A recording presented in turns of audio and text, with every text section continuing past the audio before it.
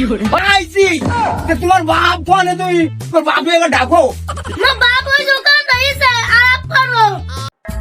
Hello, এই কি সেই মুসলমানের বাড়ি নাই গো?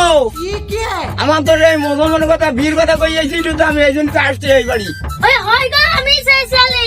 আমি তো সেই ঘটক, তুমি কি বীর কথা কইছিলি সেই জন্য তো আমি আইছি তোর বীর দেওয়ার জন্য।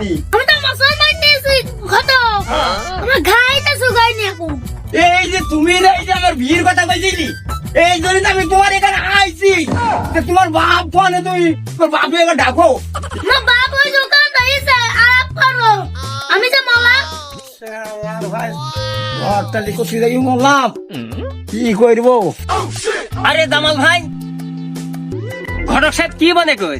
এই যে তুমি এখানে বসে রয়েছ, তোমার সেই যে আমার কাছে খালি বীর কথা কয়। আমি এইটাই ঠিকঠাক করি তুই আমি এই যে আইছি তোমার বাড়ি আইসি দেখছি যে তোমার সেই যে মুসলমান বসে রয়েছে। হ্যাঁ তুমি দেবা কেমনি তুমি? তাহলে শালা ছেলে দিয়েছি মুসলমানি, আবার এখন নির্ময় যাই খালি শালা বিয়ে করার জন্য খেপিয়েছে। ও বিল্টার বিল্টার এদিকে আয়।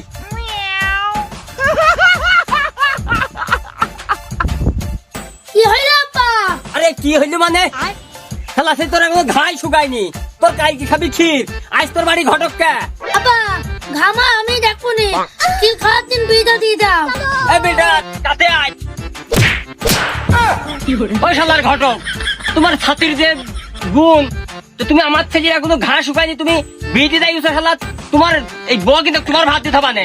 এই দেখো আমার এই ছাতির গুণ দেখো না, আমার এই নাটের গুণ দেখিস তো। তোমার মাঝি একবার ভোগালি করে ভাববো নি, তুই ঠিক পাচ্ছ না? তোমার ছেলে আমার কাছে বিয়ের কথা কয় আর আমি আইসা তোমার এত মেজাজ হয়ে গেল কেন? বিয়ে এখন ছেলে দেখ